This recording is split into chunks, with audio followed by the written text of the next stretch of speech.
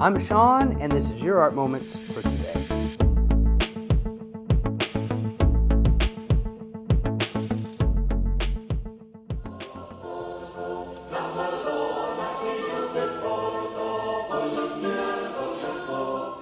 Alessandro de Mariano Filippepe, also known as Sandro Botticelli, was born in 1445 to a working-class Florentine family.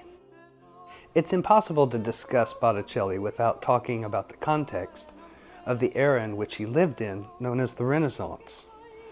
Botticelli is one of a handful of great artists of that period, such as Da Vinci, Michelangelo, Vespucci, who stood at the very beginning of that incredible transition period in human history. Following the more than 1,000 years of cultural decline marked by the fall of the Roman Empire, the Renaissance, or rebirth, was a fervent transition period in Europe, with Florence, Italy at its beating heart. The rediscovery and renewed interest in the classical world of Greece and Rome had led to profound changes in all aspects of life, and Sandro Botticelli stood at the precipice of this seismic shift in thinking.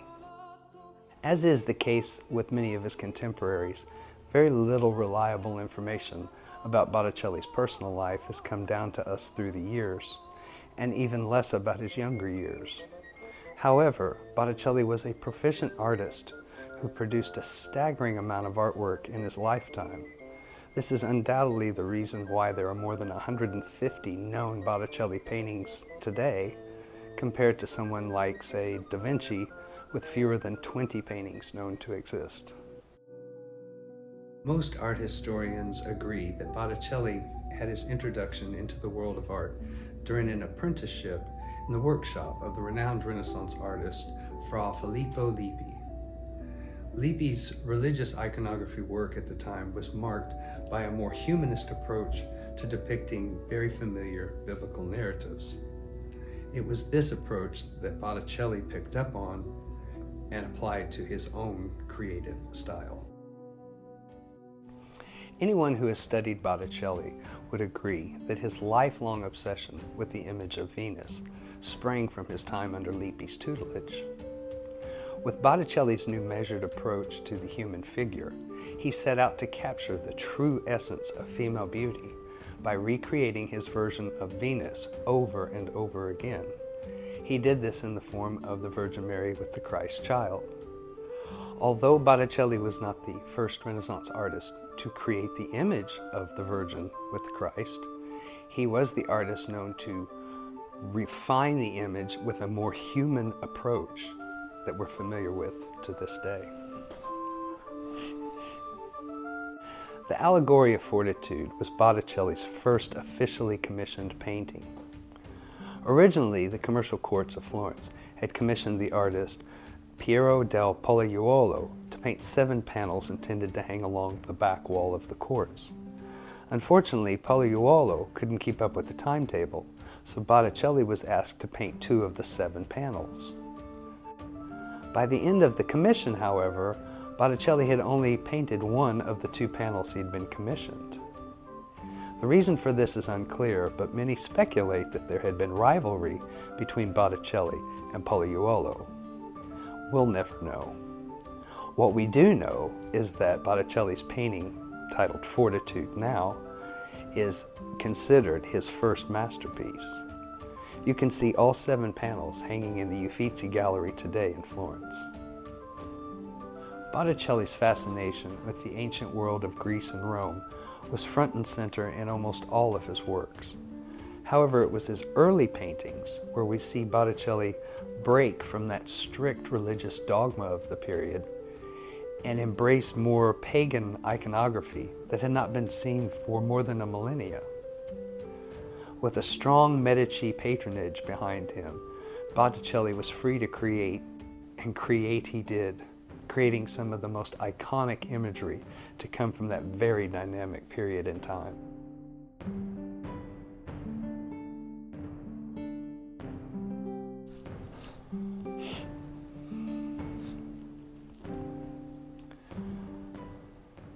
The dark and Middle Ages that preceded the Renaissance were not completely devoid of creativity in artwork. There were advancements in materials, pigments, and techniques. However, it was the subject matter that rarely, if ever, strayed far from biblical allegory and narrative. With the growth of a commerce class during the Renaissance period, there was a growing number of wealthy patrons who were all too eager to show off their newfound wealth by commissioning artists to create works of art for their new personal palaces. Botticelli gave these patrons something new. He gave them a slight peek into the ancient world that up until then had been considered magical or mythological. The final years of Botticelli's life seemed to be dominated by a crisis of faith. We'll never know the true reason why Botticelli chose to turn his back on his inspiration in the pagan and ancient world, but most art historians agree that his change to more moralistic and religiously accepted iconography coincided with his following of the radical Dominican monk Savonarola. The charismatic monk had convinced many of Florentine's wealthy to accept a more pious life by forsaking items of vanity and luxury. An era known as the Bonfire of the Vanities, the charismatic monk had even convinced Botticelli to throw his own paintings onto the fire. We'll never know how many Botticelli masterpieces were lost to that tumultuous period.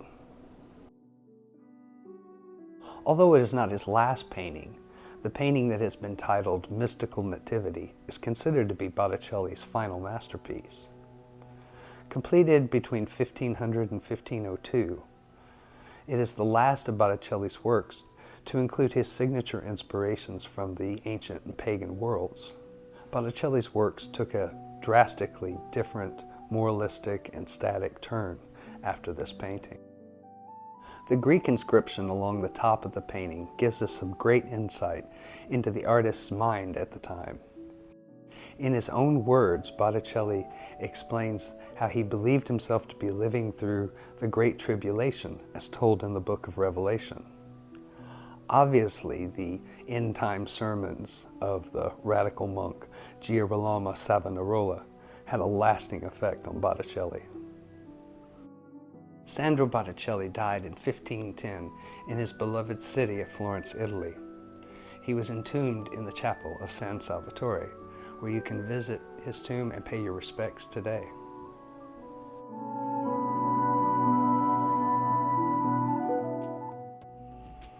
All right, thanks again for watching this episode of Art Moments with a focus on the Renaissance artist Sandro Botticelli.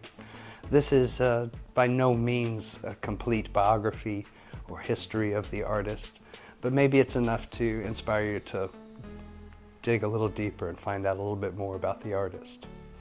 If you have an idea for a future artist to feature on the show, please send it to the email address below and we'll do what we can to share your ideas. Thanks again. We'll see you next time.